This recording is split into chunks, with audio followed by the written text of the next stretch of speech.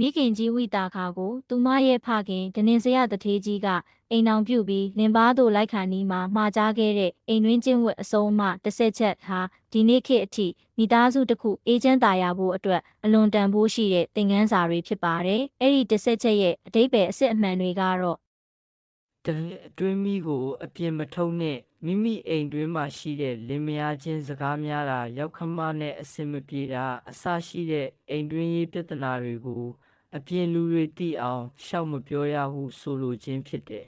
။ရှောက်ပြောပါကအိမ်အောင်ရေးဂုဏ်သိက္ခာကျဆင်းတတ်ပါတယ်။နှစ်အပြင်မိကိုအတွင်းမသွင်းနဲ့အပြင်ကလူတွေပြောဆိုနေကြတဲ့အတင်းဖြစ်တွေအိမ်သားတွေအပေါ်မကောင်းပြောတဲ့မီးလိုပူလောင်စေမဲ့စကားတွေကိုအိမ်ထဲကိုယူမလာရဟုဆိုလိုခြင်းဖြစ်တယ်။ကြားရင်လည်းအိမ်ထဲမှာပြန်မပြောဘဲအပြင်မှာပဲထားခဲ့ရမယ်။သုံးပေးသူကိုသာပေးပါမိမိစီကပစ္စည်းတစ်ခုခုကိုခိတ္တခဏငှားရမ်းသူဟာပြန်ပေးတတ်တဲ့အကျင့်ရှိရင်ထိုသူမျိုးကိုသာငှားရမ်းပေးကမ်းပါလေ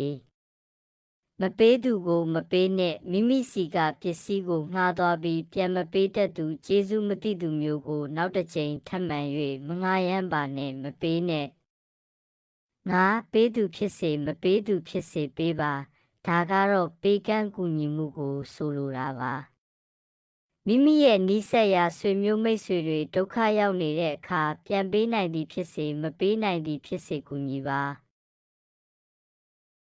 6ချမ်းသာစွာထိုင်ပါရောက်ခမတွေလင်ယောက်ျားတွေရှိမှသူတို့ထက်မြင့်တဲ့နေရာမှာမထိုင်ရခြင်းသူတို့လာတဲ့အခါရိုသေစွာထပေးခြင်းနှင့်မိမိထိုင်နေတဲ့ပုံစံဟာတည်ကြည်အေးချမ်းနေရမယ်ခုနှစ်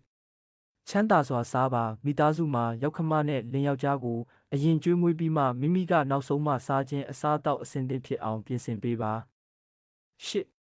ချမ်းသာစွာအိပ်ပါအိမ်သားအလုံးအိပ်ပျော်မှတကားတွေတေချာပိတ်ပါမနက်ပိုင်းတွင်လည်းအိမ်သားများထက်စောစီးစွာထရမယ်ကိုမီးကိုလှုပ်ကြွေးပါဒီနေရာမှာမီးဆိုတာလင်ယောက်ျားနဲ့ယောက်ခမကိုတင်စားတာပါသူတို့ကိုမီးလိုပဲဂယုစိုက်ရမယ်မတော်တဆထိခိုက်မိရင်ပူလောင်တတ်သလိုသူတို့စိတ်ဆိုးအောင်မလုပ်ပဲရိုသေစွာပြုစုရမယ်တစ်ဆက်အိမ်ဦးနတ်ကိုပူဇော်ပါအိမ်ဦးနတ်ဆိုတာလေလင်ယောက်ျားနဲ့ယောက်ခမကိုပဲဆိုလိုတာပါသူတို့ကိုအိမ်ရဲ့နတ်ကောင်းနှက်မြက်တွေလိုသဘောထားပြီးရိုသေသေးပြုစုလုပ်ကြွေးရမယ်ဒီအချက်တစ်ဆယ်ချက်ဟာအိမ်အောင်ရှင်မတစ်ယောက်အတွက်အိမ်တွင်းအေးချမ်းမှုကိုဖန်တီးပေးတယ်ချစ်သမီး